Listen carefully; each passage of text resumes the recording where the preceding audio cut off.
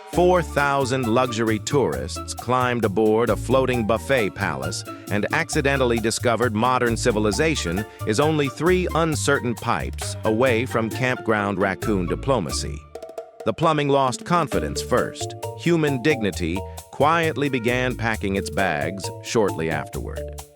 The cruise liner glowed against the dark ocean like a floating casino designed by optimistic dessert enthusiasts with extremely ambitious faith in indoor infrastructure. Warm tropical wind drifted across polished railings, while steel drum music bounced beneath decorative lighting. Thousands of emotionally relaxed passengers wandered the upper decks balancing frozen piña coladas and deeply suburban levels of confidence. Somewhere near the buffet, Gerald from Tampa had already committed fully to vacation psychology. His floral shirt appeared to be negotiating separately with gravity, while Linda defended lounge chairs with the territorial instincts of suburban wildlife. Everything felt calm. Artificially calm. The kind of calm only possible when thousands of adults place complete emotional trust in floating cheesecake infrastructure.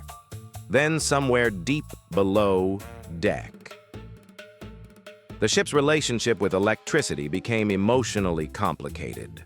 Lights flickered, air conditioning disappeared, and the plumbing entered a deeply philosophical period.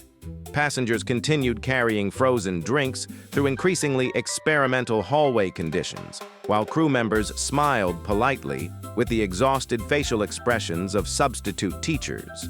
Conversations grew quieter near certain corridors. One crew member quietly closed a hallway door without explaining why. Nobody asked.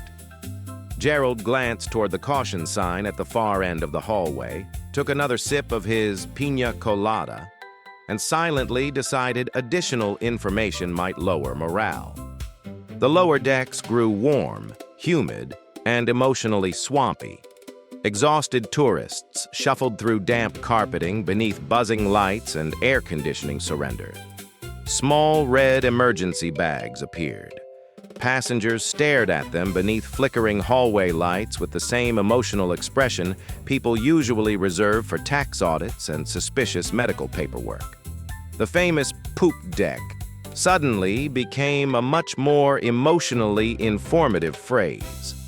The upper deck transformed into a very expensive campground for suburban mammals struggling to maintain cruise etiquette during infrastructure collapse.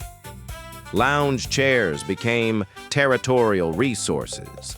Conversations about buffet hours somehow continued. Wide overhead shots revealed hundreds of passengers sleeping beneath lifeboats, wrapped in beach towels, while warm ocean wind moved through the dark tropical night beneath flashing emergency lights and distant helicopter blades.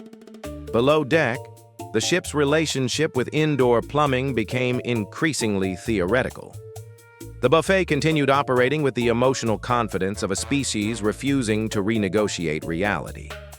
Tiny cheesecakes leaned sideways beneath warming lights, and somehow, human beings adapted. Because humans can normalize absolutely anything if tropical music continues playing nearby. Passengers still discussed sunsets, still applied sunscreen, still defended lounge chairs, still asked whether dessert service might reopen later. Helicopters thundered overhead, dropping emergency supplies onto the powerless ship, while passengers waved cheerfully from lounge chairs, wrapped in blankets like children at summer camp, waiting for helicopter parents to finally intervene. The internet eventually gave the disaster its forever nickname, the Poop Cruise. Because humanity may forgive infrastructure collapse, floating chaos, buffet instability, and emotionally experimental plumbing, but it will never ignore a perfect branding opportunity.